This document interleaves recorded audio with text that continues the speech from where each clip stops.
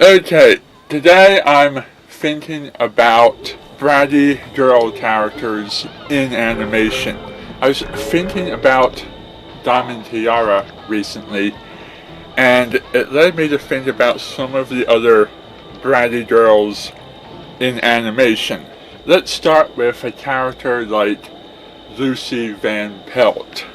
Lucy Van Pelt is one of those antagonistic characters. She's always picking on Charlie Brown. She never lets him kick the football, not even in an important situation that could win the game for them. Anytime she causes him to mess up, she blames him for all of their problems. All in all, she has very few good points. Throughout the entire writing of Peanuts, all of its cartoons and movies, and all the way up to the very last strip printed, nobody got evolved into a better character. Lucy never had a good side. Charlie Brown never had a win. Peppermint Patty and Marcy never got the guy that they were interested in. And so on. So we can't expect characters from anything prior to the 80s to be deep, highly complex characters that are interesting to watch. Lucy definitely qualifies as a bratty character, and I know some people out there really hate her. The next one I'm going to talk about on my list is Princess Morbucks from the Powerpuff Girls. Created to be a villain, that's basically all Princess Morbucks is. She yells, she throws around money, she talks about how rich she is, and she demands to have her way time and time again. Her major goal is to be a Powerpuff Girl, despite the fact that she lacks the physical powers to do so. She doesn't have any concept of right or wrong. She just wants her way all the time. She wants to be the leader of the Powerpuff Girls. She wants to be the most important Powerpuff Girl. She wants to be the strongest, the best, the fastest, the smartest, the most powerful. That's all she cares about, is having the superpowers and being better than everybody else. And she's going to throw her money around to get her way in that matter. She doesn't have any redeeming qualities or any episodes where we see the good in her. And she also doesn't come on the series that often for her character to develop and get interesting. Next on the list is going to be Kitten from Teen Titans. This is another character that has that super bratty personality and is basically an antagonist in the series. She's the daughter of Killer Moth. She has a crush on Robin, and she demands and yells and screams and brides and so forth to get her way with Robin. And it starts a catfight with Starfire. She appears again in the comics with a teenage version of Riddler style character. And she appears in one or two other episodes of the series very briefly, but always the antagonist. Nothing sympathetic about the character.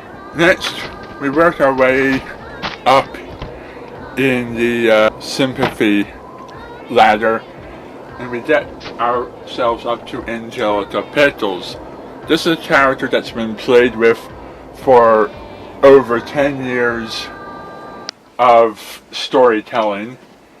She's almost always a brat, almost always on people's lists of the most evil antagonist in animation.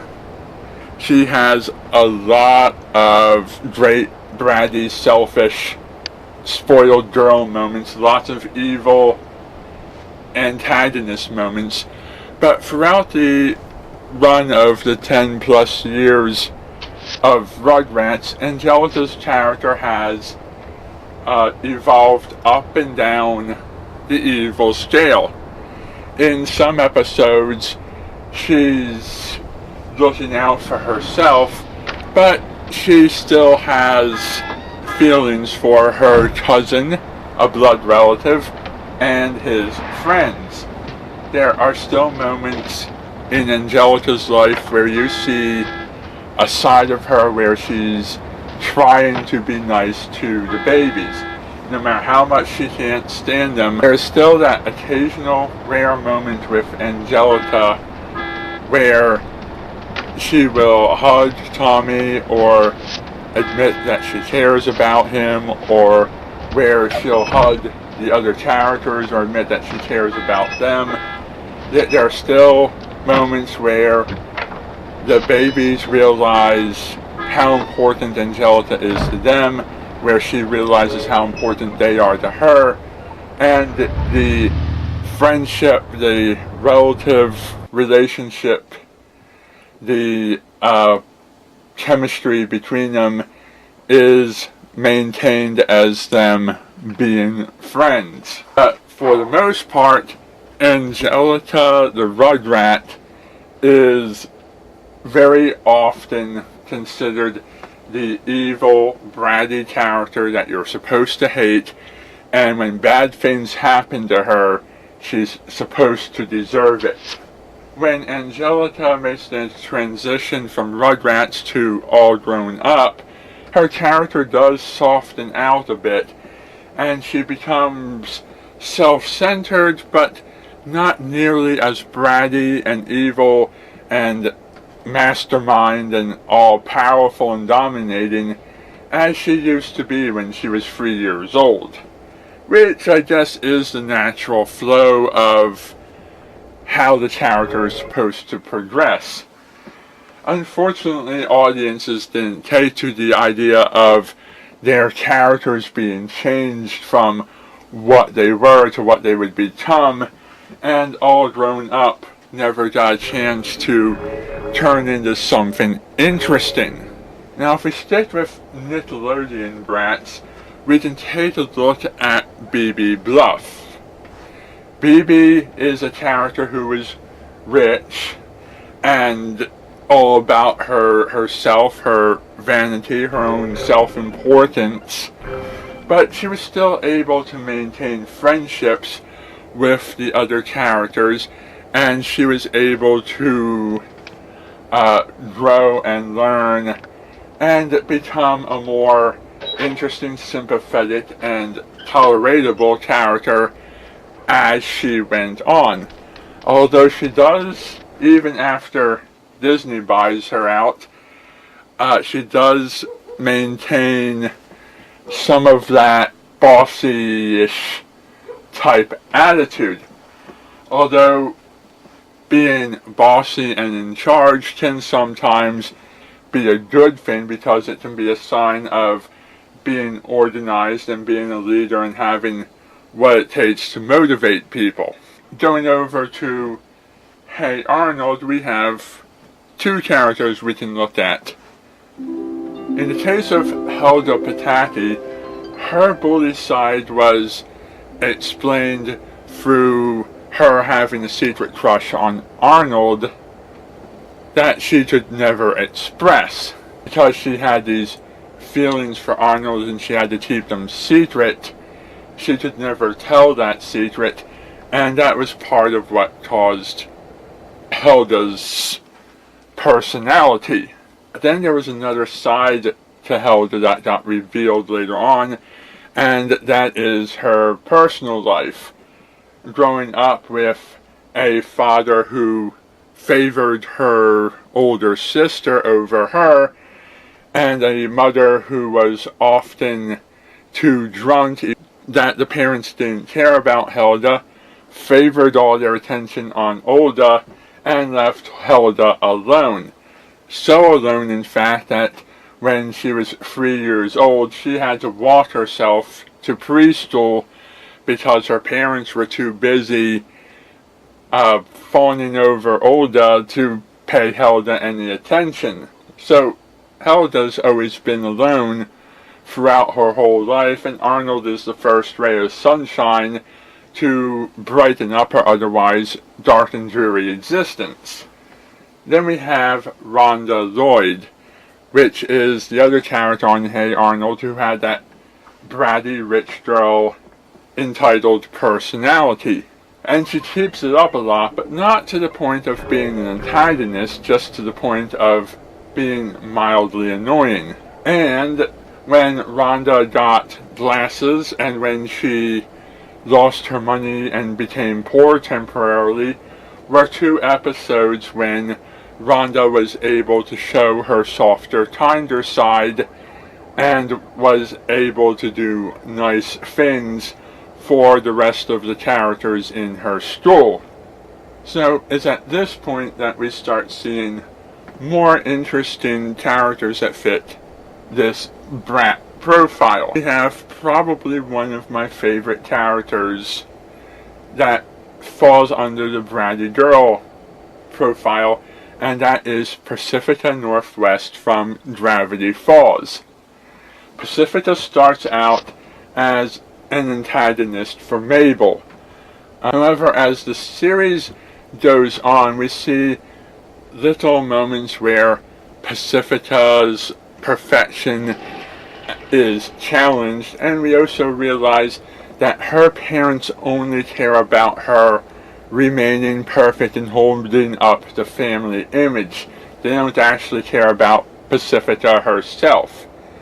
During Gulf Wars is when Mabel is able to forgive Pacifica for being who she is, and they're able to show a little bit of friendship towards this character, and she's able to soften up and start to understand the Pines family, and they're able to start to understand her. Later on in the second season, when Pacifica's house gets haunted by ghosts and she depends on Dipper to help get rid of the ghosts, is when we see Pacifica's character become more sympathetic and Dipper and her start to get along better.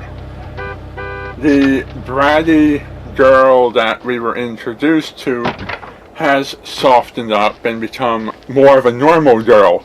So where does that leave us with Diamond Tiara?